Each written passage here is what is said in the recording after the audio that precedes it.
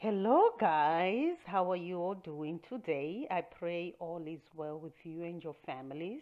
If you're new to my channel, welcome. My name is Nancy, and get ready with me. It's that time of the month, y'all, for us to spend quality time together as a couple. We try. I'm not gonna lie. We try to just spend quality time once a month, because if you are married, and if you don't prioritize time alone together, away from the kids, the marriage can quickly go downhill. It's easy to become more like roommates than partners. Been there, done that. And it's easy to find yourself sharing a bed with someone you're not particularly fond of during certain seasons. Many people stay in marriages just for the kids. Well, let's say back then, maybe my mom's generation, my mom used to tell me that, you know what, many people stay in the marriage just because of the kids. Love would have already expired long, long time ago. But this day and age we are in, just staying with somebody because of the kids, I don't know. I don't know. We have come a long way. We have internet now, so it mustn't be like that. So why not make an effort to make what you have to work out? So we have learned from our own experiences and from observing others that spending quality time together makes it easier to tolerate and extend grace to one another, uh, especially in those times when we irritate each other. So when we spend time like this, when those time come out, it's easy to give each other some grace. So personally, I have found that during these moments of connection, I gain a better understanding of where we stand emotionally, mentally, and physically. I don't know about you guys, but it breaks my heart, especially now, to hear that somebody or some bodies or a couple that have been married 30, 40, 50 years are getting a divorce. It's just so sad. Like you've been together this long and you just call it a quits. Like what would have happened? Like really to throw in everything. What would have happened during those 40 years, 39 years, 38 years, or 27 years like myself to just throw in the towel? It's just sad. It just saddens my heart that marriages are just breaking like that. Like, what's going on? So I just think that keeping the fire burning in a marriage, it's just going to involve continuous effort, really, from both parties. It's going to involve mutual respect and intentionality. If that is not there, it's not just that's when we find ourselves 20 years from now just giving up because nobody wanted to put the effort, nobody wanted to respect something in the marriage, or there was no intentionality in it. And I think for us anyways, the biggest key is communication.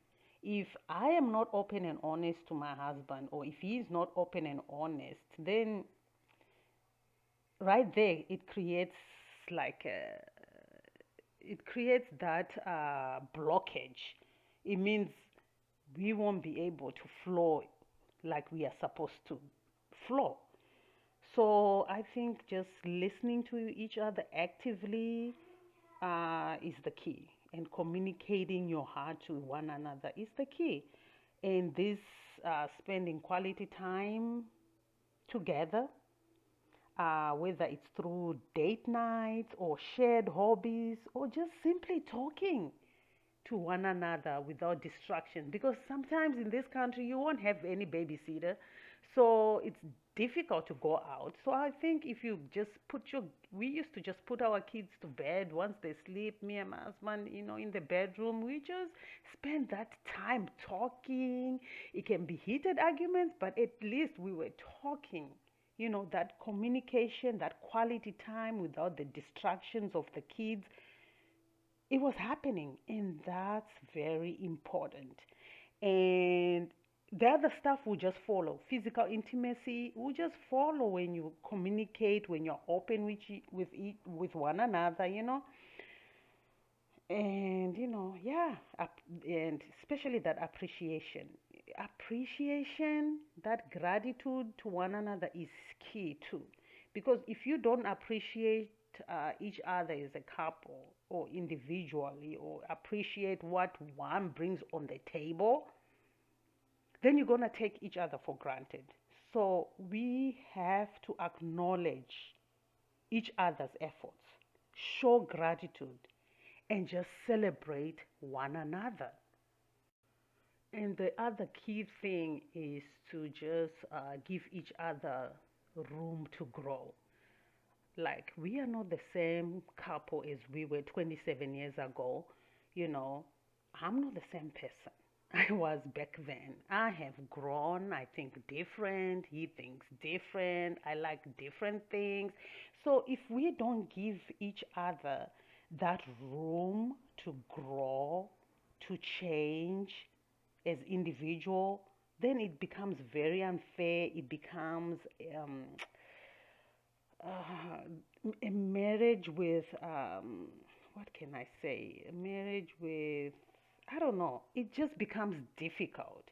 So we have to involve ourselves in learning new things together, setting shared goals, supporting each other in our personal development, whatever it may be. We have to support each other as couples, because if we don't, and we are just one sided, or we put another one down because maybe they are not educated as another, then that already creates chaos. Or if we are comparing each other to other couples, you don't know what's going on in their house. Just be content and look into your own marriage and just appreciate what you have.